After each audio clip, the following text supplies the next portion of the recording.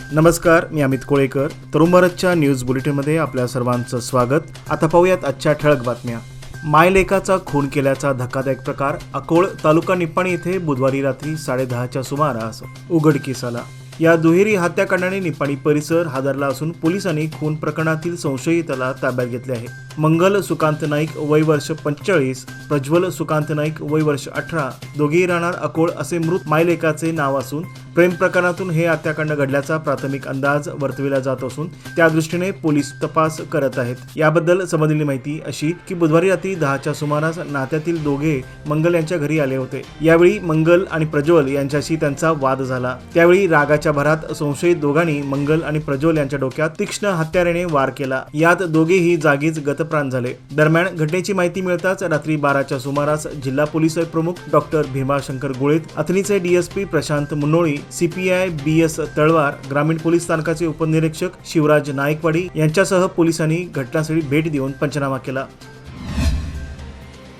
फुटपाथवरील बेकायदा अतिक्रमण, रस्त्यांना नवीन नामकरण, शाहूनगर सर्कल येथील कमान पुतळा उभारणीला, कणबर्गी येथील कित्तू चन्नम्मा पुतळा उभारणी अशा अनेक प्रश्नावर महानगरपालिकेची सर्वसाधारण सभा आज वादळी ठरली. सभेत आयुक्त यांच्या अनुपस्थित सभा सुरुवात झाली.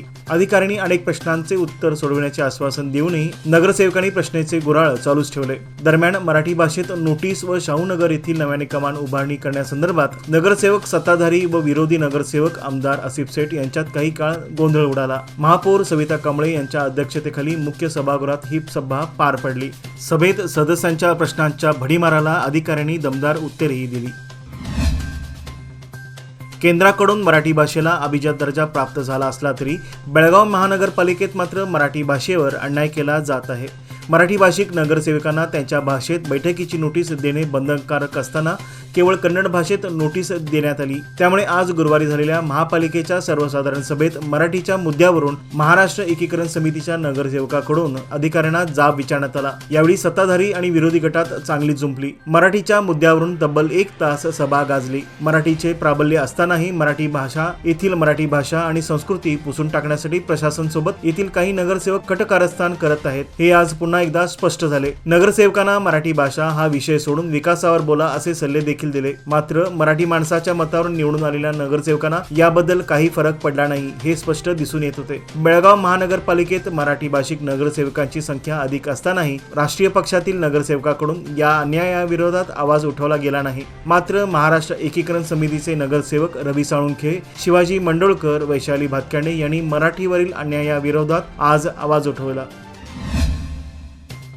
कंत्राटी सफाई कामगाराप्रमाणे वाहतूक करणाऱ्या वाहन चालकांना सेवेत कायम करा व कंत्राटी पद्धत बंद करा अशी प्रमुख मागणी करत आज गुरुवारी महानगरपालिकेच्या मुख्य प्रवेशद्वारासमोर ठिय्या आंदोलन करण्यात आले. यावेळी जवळपास 50हून अधिक कामगारांनी एकत्र येत निदर्शने केली. बेळगाव शहरात 66 पेक्षा जास्त कंत्राटी सफाई कामगार हे गेल्या 15 ते 20 वर्षापासून कार्यरत आहेत. त्यांचे खूप मोठे आर्थिक सामाजिक शोषण केंद्र व राज्य सरकार व संबंधित कंत्राटदाराकडून होत आहे. शासनाच्या निर्णयाप्रमाणे किमान वेतनाची अंमलबजावणी केली जात नाही.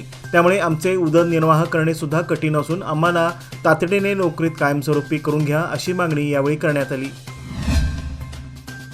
बेळगाव हे एक वाढत्या लोकसंख्येचे शहर आहे. वाढत्या लोकसंख्येच्या दैनंदिन गरजा ओळखून त्या पुरवण्यासाठी आपण कटिबद्ध असून बेळगावला उत्तम राहणीमानाचे ठिकाण बनविण्यासाठी तत्पर आहे, असे बेळगाव उत्तरचे आमदार आसिफ शेठ यांनी सांगितले. बेळगाव उत्तर भागातील पाण्याच्या समस्येसाठी हेल्पलाईन मोबाईल नंबर 9686676217, विद्युत तक्रारीकरिता 9686676218, रस्ता आणि बांधकाम विषयक कामासाठी 9686676219 आणि आरोग्य माहितीसाठी 9686676220 या मोबाईल क्रमांकावर सकाळी 10 ते सायंकाळी 5 वाजेपर्यंत बेळगाव उत्तर भागातील नागरिकांनी संपर्क साधण्याचे आवाहन करण्यात आले आहे.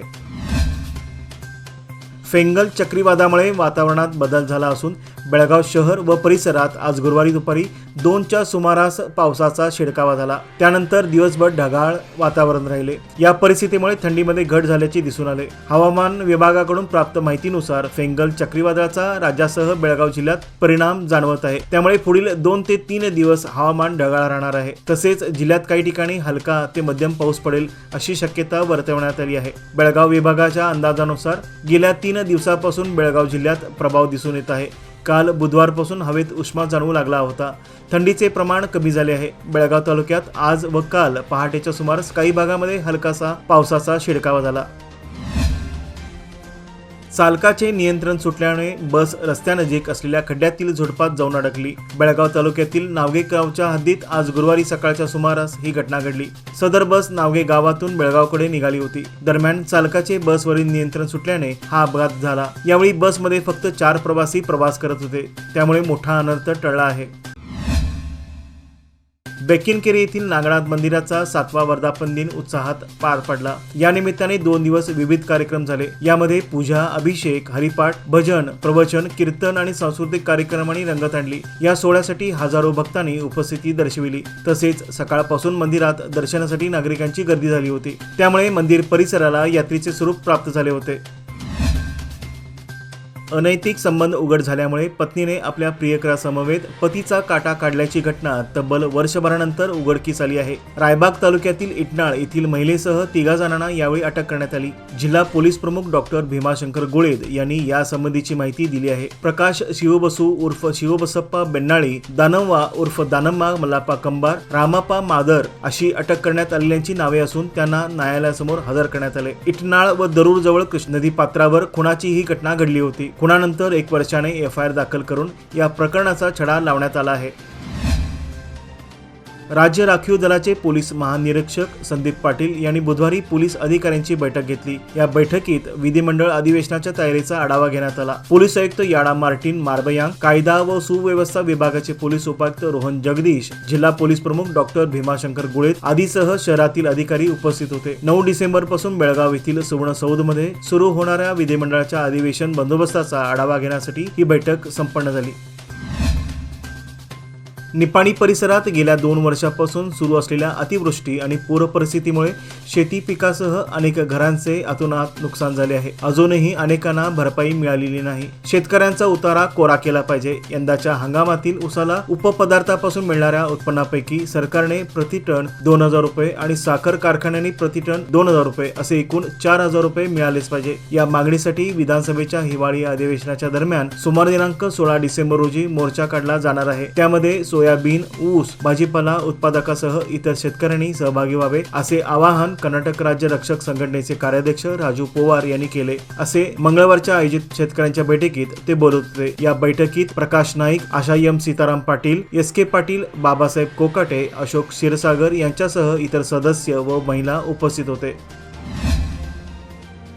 बेळगावात होणाऱ्या हिवाळी अधिवेशनाच्या पार्श्वभूमीवर 9 ते 19 डिसेंबर 2024 या कालावधीत बेळगाव बेंगलोर अतिरिक्त विमानसेवा सुरू करण्यात येत आहे. अधिवेशनादरम्यान प्रवाशांची वाढती संख्या लक्षात घेऊन ही सेवा पुरवली जाणार आहे. त्यामुळे प्रवाशांचा प्रवास हा अधिक सुलभ होणार आहे. अधिवेशनात सहभागी होणारे मंत्री, आमदार, अधिकारी आणि इतर प्रवाशांसाठी ही सेवा उपयुक्त ठरणार आहे. बेंगलोर बेळगाव सकाळी 6 ते 7, बेळगाव बेंगलोर सकाळी 7:30 ते 8:30 अशी ही अतिरिक्त सेवा अधिवेशना कालावधीपर्यंत राहणार आहे, अशी माहिती बेळगाव विमानतळ अधिकाऱ्यांनी दिली आहे.